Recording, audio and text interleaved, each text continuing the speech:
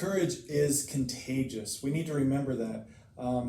We must speak the truth boldly and engage courageously, and then we will ignite an awakening of freedom-loving patriots. I'm looking at my website here. Those are the things that I've said. I want to say them the same way, because what we're trying to do, and not what we're trying to do, it's going to happen, and we get the opportunity to be a part of it, of catching fire and being courageous and speaking the truth boldly. All right, so current news of the day is what's happening with the speaker. Who is the speaker? In fact, we've got a pro tem speaker who's setting the agenda, and I'm glad that they have voted today. But let's take a step back and understand what's happened with this fight for who's going to be speaker. First, it was Steve Scalise, and as you can see, that Steve Scalise has scored 58%, which is an F on the Liberty score. Liberty score is, think of it as the best scorecard to recognize if somebody's holding to constitutional conservative values that we the people want, which is basically limited government, not big government, and not out of control spending. So Steve Scalise has scored an F in that category. Vern Buchanan is even less than Steve Scalise, and he's got 57%, another F. Jim Jordan has scored an A, which is 94%. His specific score is 94%.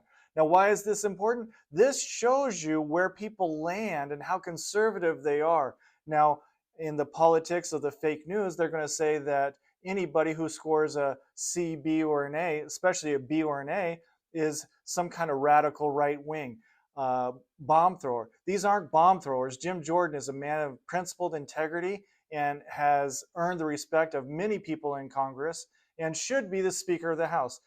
Now, Vern Buchanan has come out against him. Now, why would he come out against him? Because Vern Buchanan is a part of the Uniparty that has been continuously hiding from the accountability of we the people. They try to put together this cycle of continuing resolution to continuing resolution to omnibus bill. Now, in the omnibus bills, they package everything together so that nobody is held accountable for their votes for out of control profligate spending that's been happening and that is causing crippling inflation right now. Crippling inflation that is hurting Americans and certainly Floridians in this district. So now that you know the overall game plan or the scene, now what's happening specifically? Vern Buchanan has come out against Jim Jordan, and now today he has changed his tune. By the way, Trump endorsed Jim Jordan as well. Now, Vern Buchanan, interestingly enough, is coming in support of Jim Jordan, which tells me something. I'm hopeful. I'm very hopeful that this is a good move and that Jim Jordan would be speaker. But I suspect that that's not going to happen, that Vern Buchanan has worked with other people and figured out, being a senior member, he knows that I am coming after him in a primary, and he's got a very difficult primary, and he wouldn't be able to survive with supporting or not supporting Jim Jordan. So he's going to push it on to more freshman members of the, I'll just call it the Uniparty, of the manipulatable congressmen and women that have been there for less time than he's been there. So that is my guess. My guess is that they have a plan to sink Jim Jordan and then push in somebody who would go along with Democrats and Republicans to continue this out of control spending. And forgive me for this. This is my cynicism after watching years and years and years of being hopeful and then getting burned. I'm still hopeful that this will happen, but I have my doubts at this time. Again, I think what needs to take place. But here's the good news. If somebody will primary these rhinos, then there's the pressure that makes them do things like that. And it just makes it more difficult for them to build a coalition, a uniparty coalition, when we the people hold them accountable. So that's the good news. All right, in other news, Israel is a huge piece of news today. And so I've got some messages from my friends in Israel who we helped start a ministry there in Israel.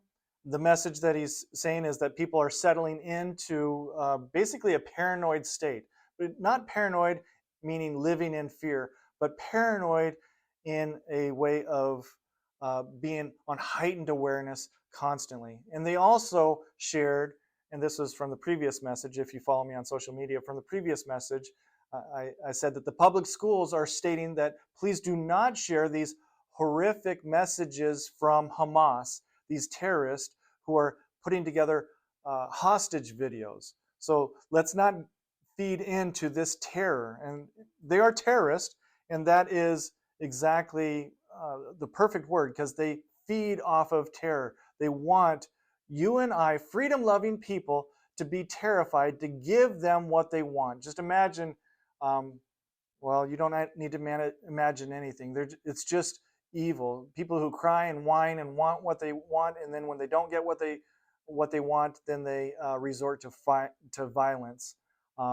And so then from violence to terror, this means of violence by way of attacking innocent people, attacking just innocent people, babies, children. It's horrific, but let's not give in to that fear, and let's do the same thing and follow along and pray for Israel. We need to be praying for Israel. Pray for the peace of Jerusalem, so that it will go well with us.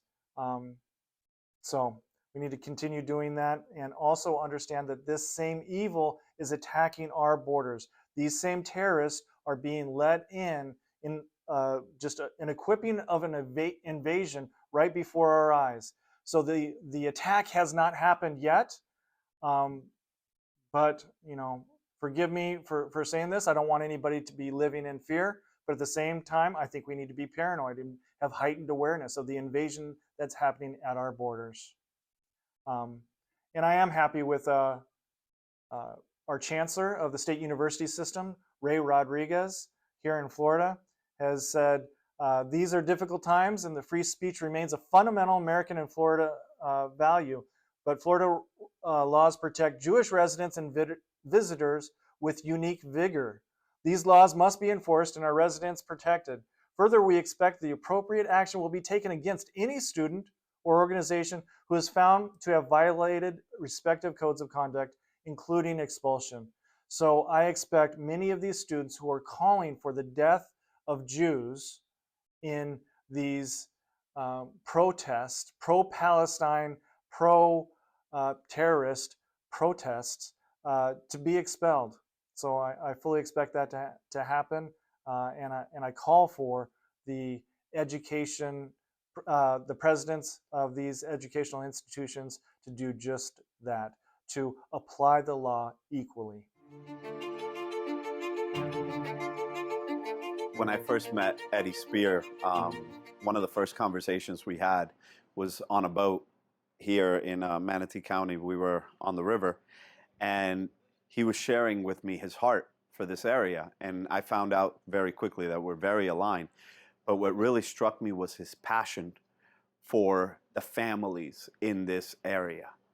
Yeah, for the whole entire community, but his focus was really on the families in this area, and I could hear and feel the passion that he had for the families in this area, for the struggle that parents are facing, where government is trying to regulate how a parent parents their child and how a parent runs their home. And he had such a strong passion for the nuclear family that it just really resonated with me, and I was able to feel that passion as we're just having that conversation.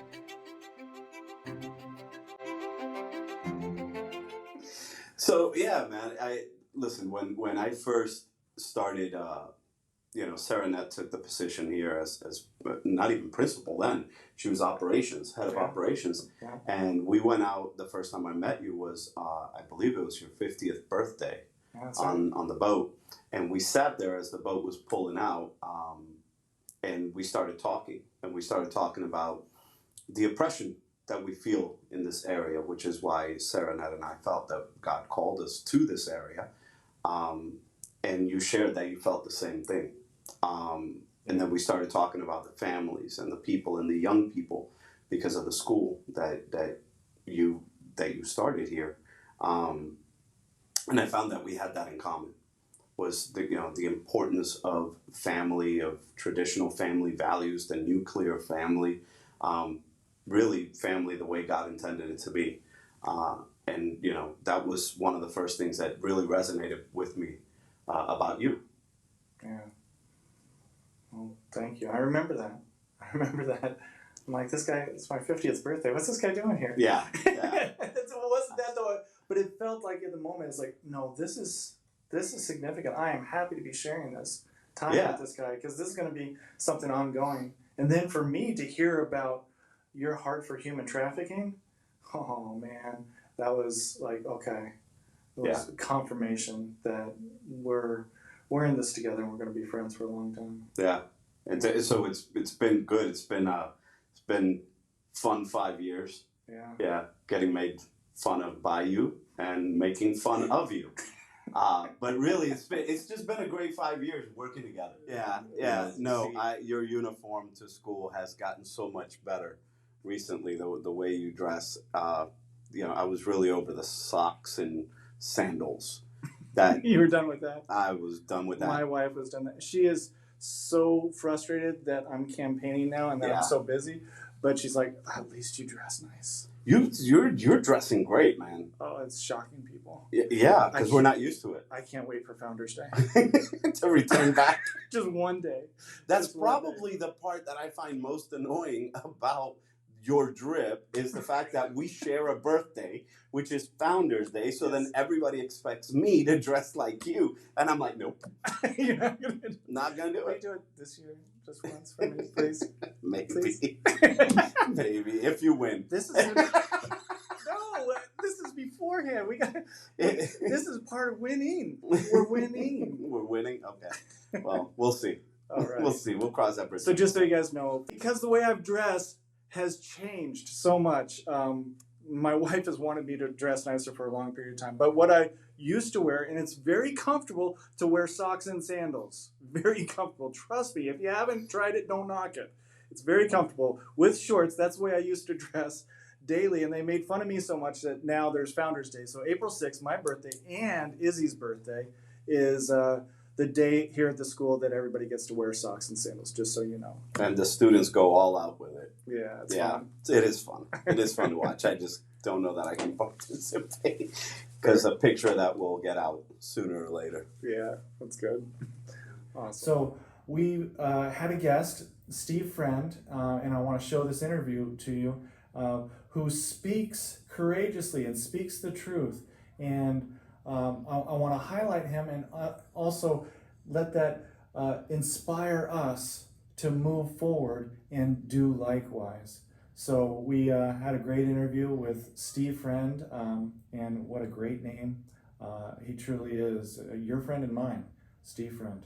Steve, it's great to have you on. I really enjoyed speaking the other day in Pinellas County and listening to your message. I'd love to get started by just asking you to start. Perhaps we could start with what happened with the kidnapping. You had an interesting story there. Let's start with that as we talk about the FBI, your role as a whistleblower, and the problems that we see with the FBI. And then let's finish up with what do we do about this problem. So can you start with the abduction of the governor?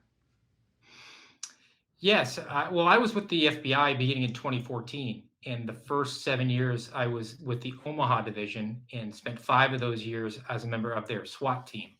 And we were summoned over to assist with a case. And from my perspective, you kind of get a very 30,000-foot view of a case. And we were just coming in to assist with an arrest. And we were going to help the FBI Detroit field office carry out arrests of multiple individuals who we were told were members of a violent militia that was going to arrest or going to kidnap and execute Gretchen Whitmer. And this was in October of 2020. So went over to Kalamazoo, Michigan and assisted with that. And it was unlike anything that I'd ever experienced as a SWAT operator in my 5 years. By the way, just the allegations alone, there had never been, when's the last time anything like that has ever happened? This is huge news and a huge potential threat. You had to be in the as an agent, you had to be going, "Oh my goodness, this is ridiculous. This is big time." I can't imagine being amped up that level of adrenaline at that stage.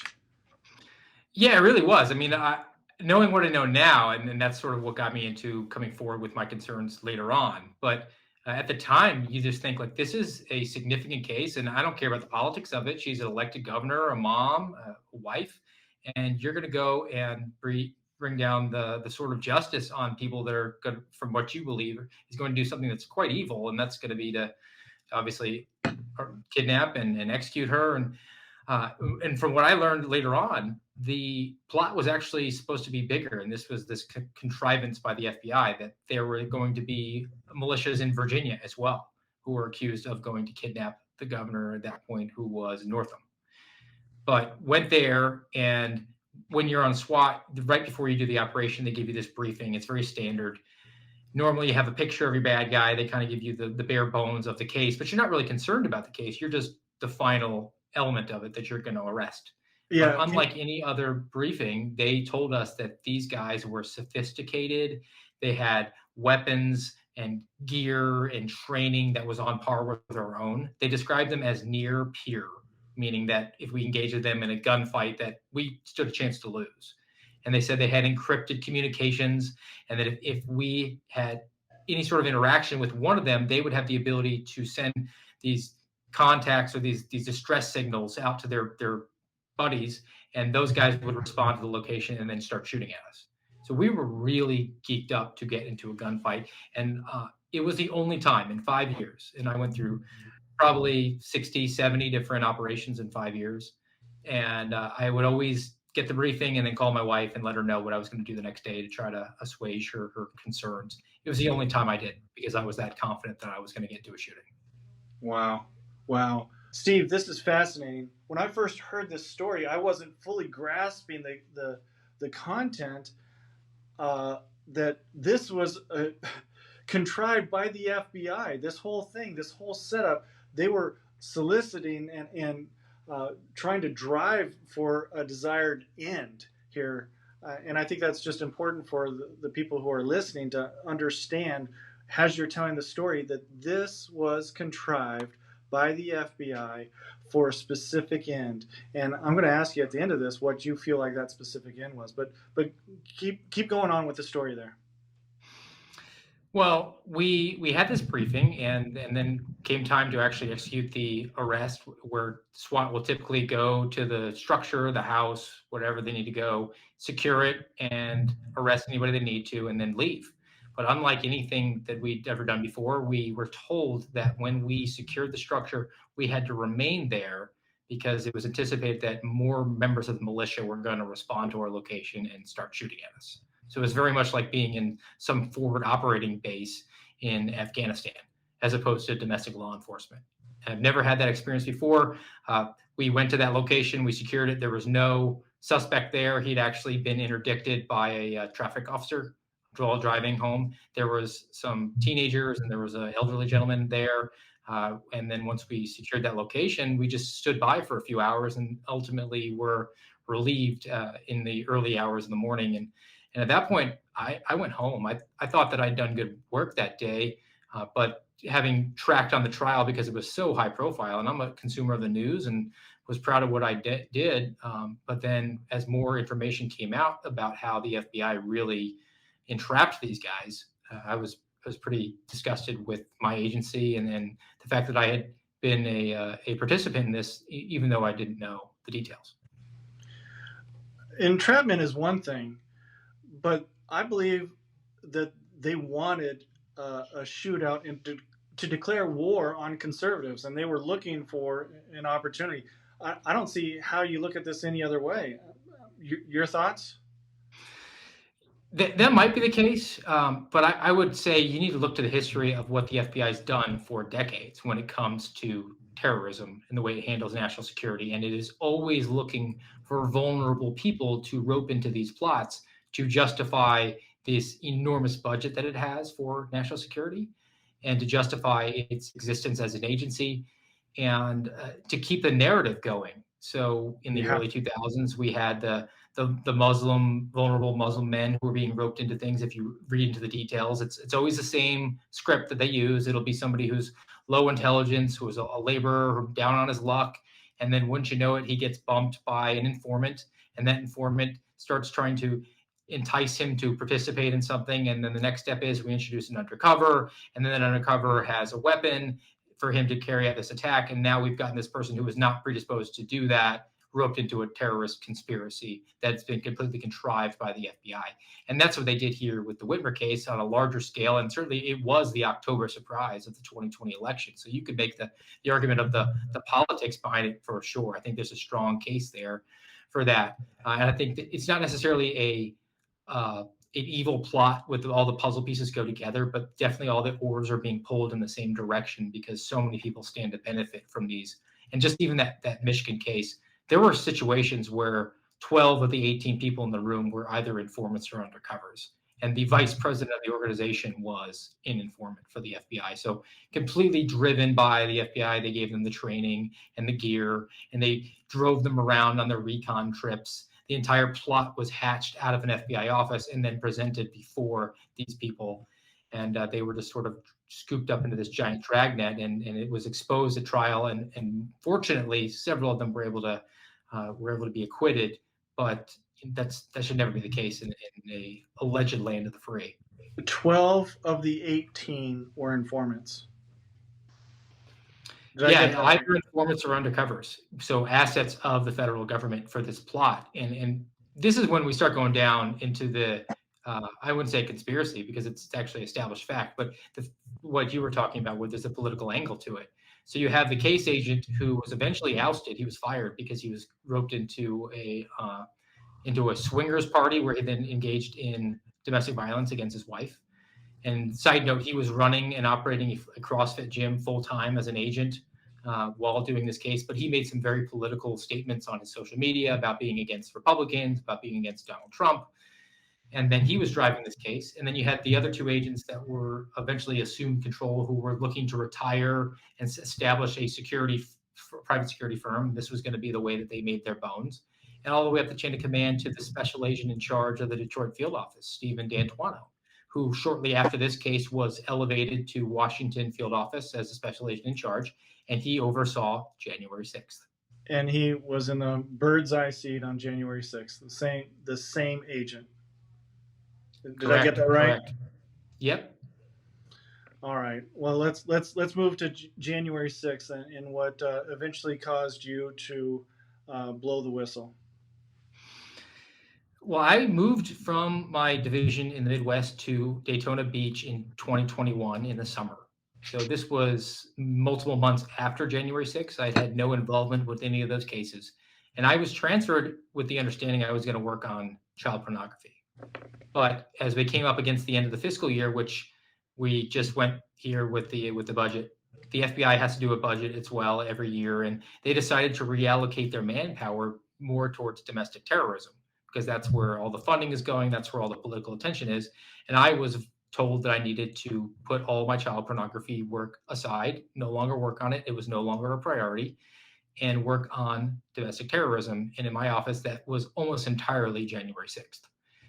So those cases at that point were 9 months old because it was in October and had been worked in our office. There weren't any new cases coming through, but I was very familiar with the way to carry out criminal investigations in the FBI after at that point it had been over 7 years of investigating. I'd opened over 200 cases, arrested 150 violent criminals. So I was very familiar with the FBI's rule book. And when I got my first look at the January 6 cases, it was immediately apparent to me that the FBI is departing from its rules that guide how it's supposed to run cases.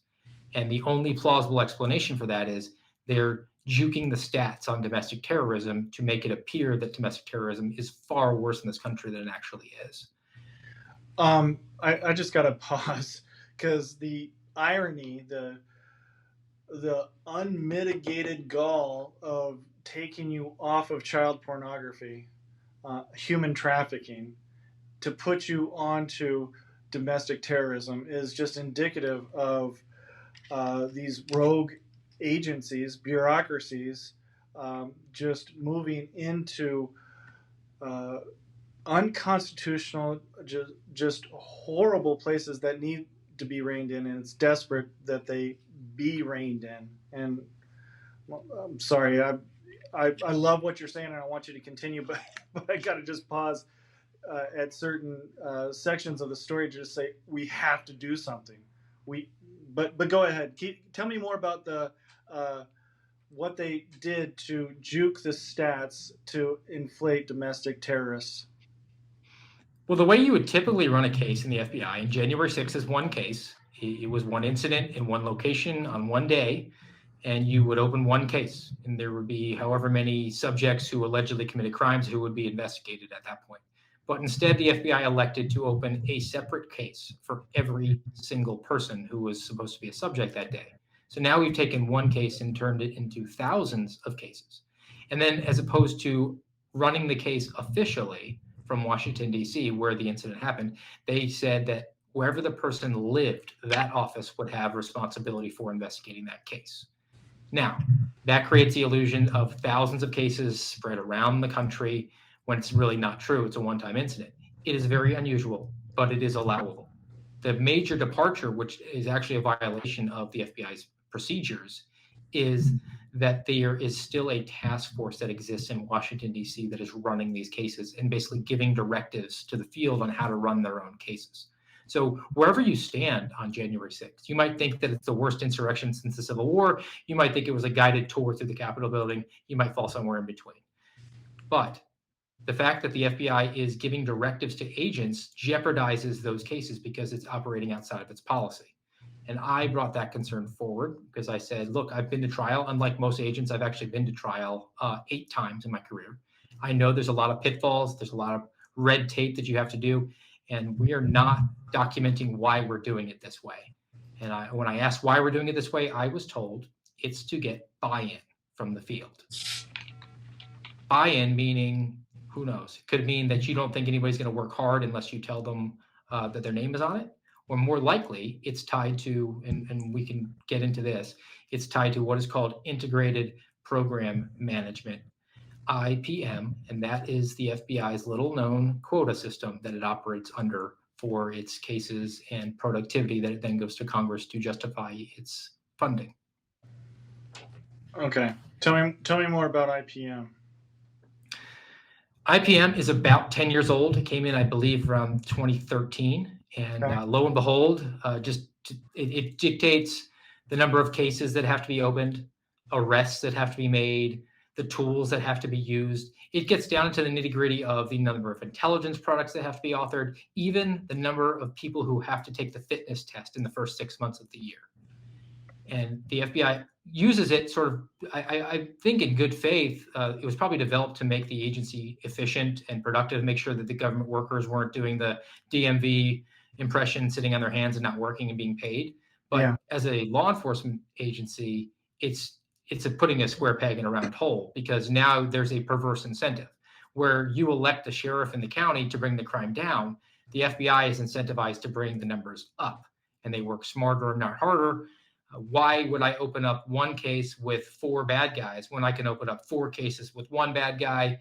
And while that may seem administrative and not really important, it is important because the high-level senior executive service members in the FBI get bonuses when these quota figures are hit in the amount of $30,000 to $50,000, which I don't care who is on trial. If you sit Agent Friend down in the witness stand and ask him, Agent Friend, did your boss get a bonus because you opened a case on the defendant?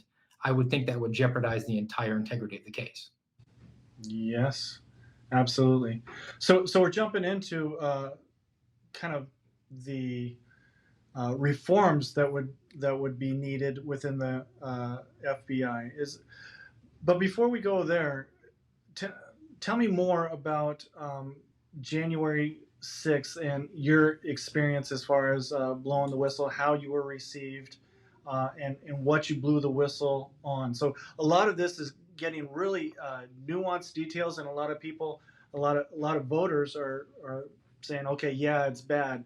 But tell me more, like generally speaking, to the voters directly. Why is this so bad, and why did you feel like you needed to jeopardize your entire career to get the message out? Well, I think it all goes back to the beginning of why I became an FBI agent. And I was a police officer before, and I always wanted to do the right thing. And when you're an FBI agent, you go to the Holocaust Memorial and the MLK Memorial, and you learn that genocide and civil rights atrocities only occur when law enforcement just follows orders and goes along. And I was concerned about the righteousness of the cases we were working for January 6th because I had a few opportunities to interview people. One gentleman who walked through the Capitol and got permission from the police before he did it, didn't do any damage. And this was a guy now in the lawyer's office, having paid an attorney. He'd lost his job, and his entire future was in jeopardy. And then contrast that with somebody else who I went and was directed to interview, who, when I asked him very point blank, did you go to the Capitol that day? He said, no, that was the day of my son's funeral. So that to me indicates the collateral damage the FBI is willing to do to keep this boondoggle alive. And then finally, when it came time to actually do an arrest in our office, because the conveyor belt is so stretched out, because they're flooding everything through Washington, D.C., it's backed up tremendously.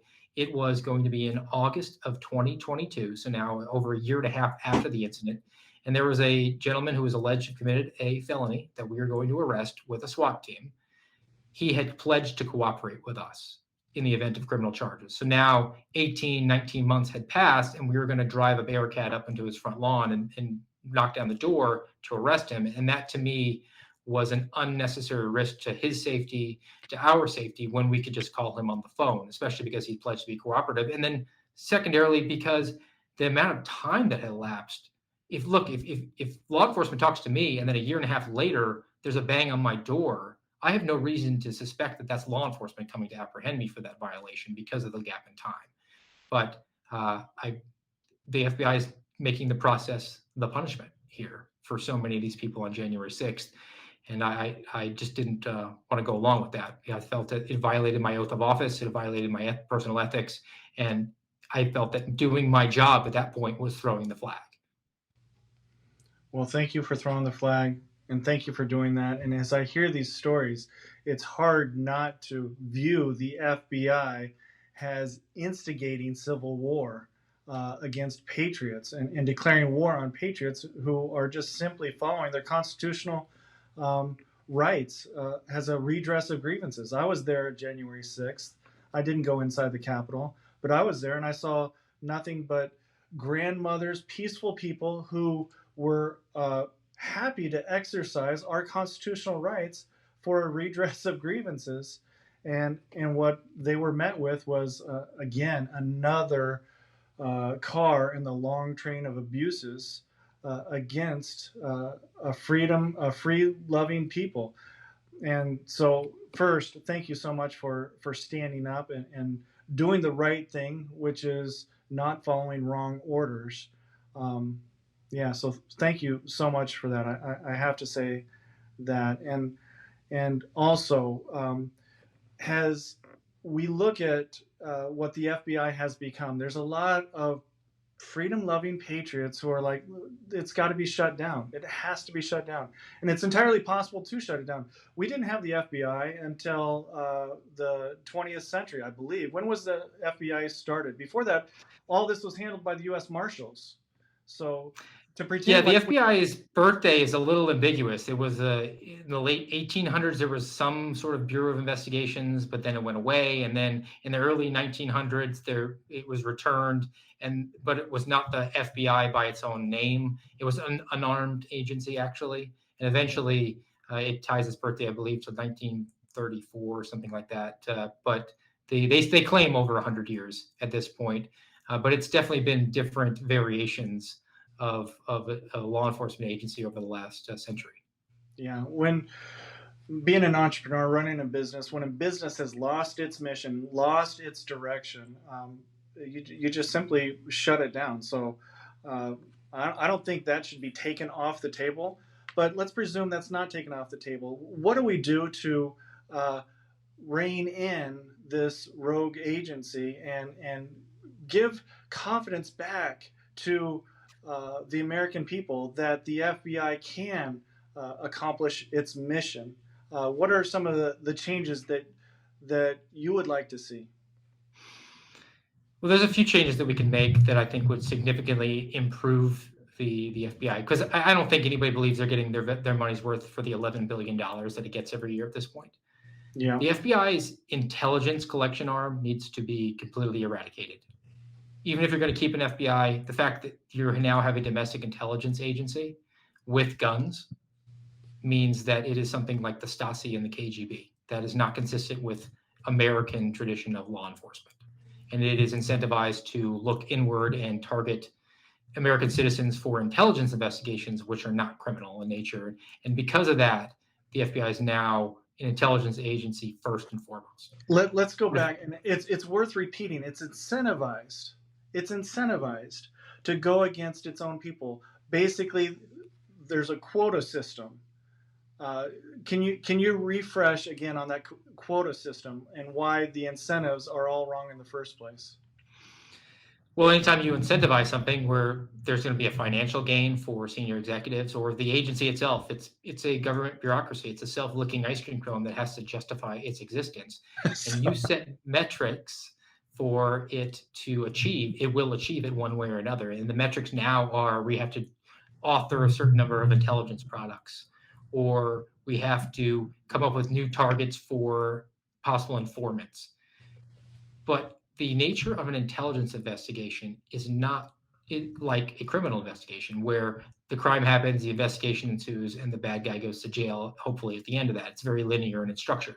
An intelligence investigation is very circular. You find a person and start learning intelligence about them so that you can gain more intelligence on them. And this process is deemed successful as long as you're gaining intelligence on them. There's no reason to ever end it. And ultimately, it can be weaponized then. We take something like Michael Flynn, who they have an intelligence investigation involving him. Then they specifically target him, go talk to him, and allege that he lied to them so that they can charge him with a crime. So they've now weaponized the process of an intelligence investigation against their perceived political enemies. And that's what they're incentivized to do. What's the definition of intelligence products? Those would be reports that are crafted and authored by intelligence analysts who work at the FBI. They're essentially professionals who write term papers, college term papers for a living. They have to write a certain number of them a year. They have some latitude on what they want to do it on. There are some rules, but they're not really being followed. And there's no more egregious example than the radical traditional Catholic memo that emerged from the Richmond field office several months ago, where this author was using sourcing from the Southern Poverty Law Center, Salon.com, and The Atlantic as his information. So definitely sourced from one side of the political spectrum, not the other, and identified problematic beliefs within the Catholic parishes that this author, who I believe probably self-deployed to parishes. They seem to have an animosity towards the Catholic Church, but let's just leave that as speculation. He said that being pro-life, pro-traditional marriage, pro-border sovereignty, pro-Second Amendment, those made the people that attended radical traditional Catholic parishes, as his label, but basically people who went to the Latin Mass, made them prone to become anti-government extremists. And if you think somebody's prone to be an anti-government extremist, we need to do some intelligence collection on you. We can target you for that. Yeah, radical Catholic Mass, which is radical by nature. According There's a lot of standing and kneeling. I mean, it's Orwellian. I have to laugh, otherwise I end up crying all the time about the situation that we're in right now. The incentives, by the way, just to share with you, coming from an IT background, IBM really was dominated in software for a long period of time. They had the incentive of programmers being paid by lines of code, and this is fascinating. What ended up happening is they had bloated code, bloated programs, and now more newer companies came along and developed code that was much more efficient. But they kept to that incentive program because people were so tied into those incentives. Now, bad code is one thing. The downfall of American institutions is another, and that's what's happening with these incentives. And so I love the way you're calling this out. Let's also talk about Series 1811, Criminal Investigators, what you'd like to see happen there, what the best way to rein in this bureaucracy would be as far as those criminal investigators. Well, if you're going to stop short of breaking the FBI into a million pieces and scattering it to the wind, Nice then quote. I one got that. JFK. well, one possibility, which I've proffered, and I think would actually be a happy middle ground between the defund and then the status quo, and that would be to disarm the FBI. So the special agent is actually just a term of industry term for FBI, DEA, multiple law enforcement agencies. They call themselves special agents. Okay. But the actual job designation is on the Office of Personnel Management, OPM, the website. It's a Series 1811 criminal investigator. Mm-hmm. I would suggest and proffer that Congress today, actually, with control of the purse strings in the House, could defund that position from the FBI. No longer make it an armed criminal investigative agency, make it an unarmed criminal investigative agency like it originally was. And before anybody says, well, now you just have police running around without guns, this is like Scotland Yard. What the FBI currently does, and it has a proof of concept, they partner with local agencies every day. There are individuals who are nominated from a police department or a sheriff's office or a state agency, and they come over and they get a cross deputization. They retain their current arrest powers, but they get a federal arrest power. The U.S. Marshal swears them in, and they have dual power. And they augment the FBI's manpower. They bring local knowledge. They know where the usual suspects are for their area. And their goal is to work in these task force sort of scenarios to address threats that might be crossing over into multiple jurisdictions. And they are technically the most powerful people in the FBI because they have state arrest authority and federal arrest authority. Now, if you were to eliminate the federal arrest authority from the FBI or the federal guns and enhance that, you would make the FBI better. Because in order to become a task force officer, you have to be a detective with your agency, which means you've cut your teeth at the police academy, you were a patrol officer, you worked your way up to become a detective.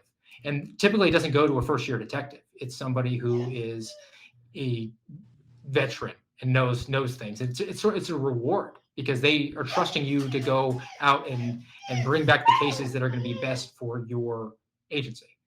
Those guys are superior in law enforcement to most FBI agents who just go to Quantico for 20 weeks and then are immediately thrust into the position of being the premier law enforcement agents in the country.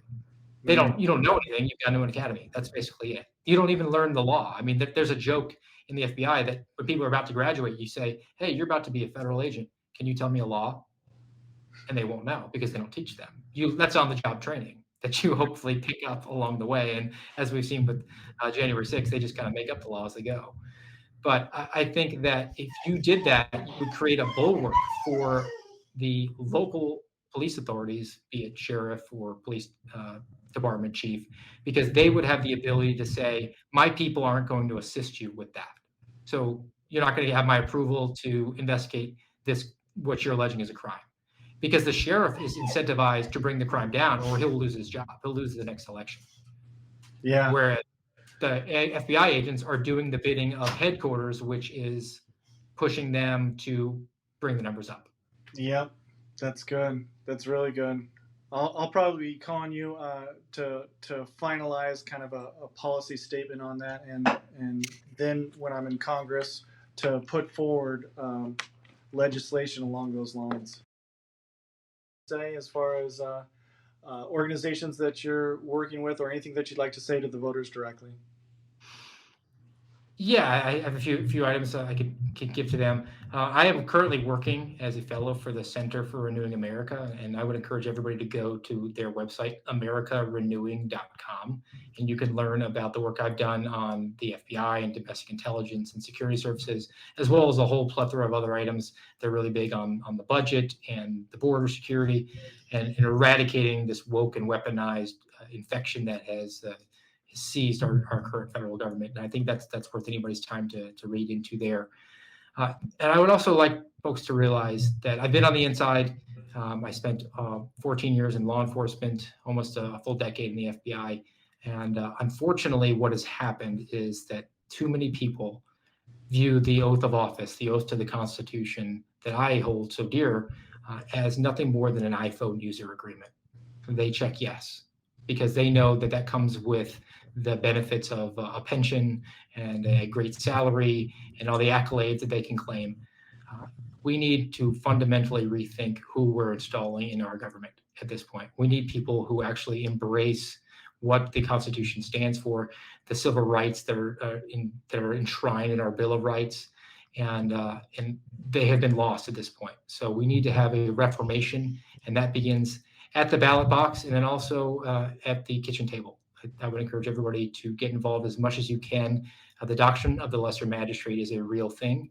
When you can impact your community and fortify your community, if we all paint the section of the fence that is stretching across this giant lawn that we call America, we can pull this thing back from the brink. So thank you very much for the opportunity today. What a great patriot. That was a fantastic interview, and it was just fascinating. I'm still thinking about especially what happened there with Governor Whitmer. Amazingly sad what the weaponization of our government. Since that time, Steve texted me and shared the article with me from Newsweek. Of all places, Newsweek has vindicated everything that he blew the whistle about. Everything that you just heard has been vindicated in Newsweek. You know, first Biden's starting to build the wall again, and now Newsweek is vindicating and telling the truth about the FBI. What in the world is going on? This is crazy. But you can check out that article on Newsweek, and I just want to thank Steve Friend again for an amazing interview, and I look forward to having him on the show again and having other conversations with him again as a reminder, so that each and every one of us, each and every freedom-loving patriot, should be encouraged and inspired to speak the truth boldly and courageously and ignite that fire of freedom-loving patriots, because it doesn't take many of us to change the entire nation. And it did take many people, many freedom-loving patriots, to start this nation, and we're at that inflection point in our history. So let's go win, and Godspeed.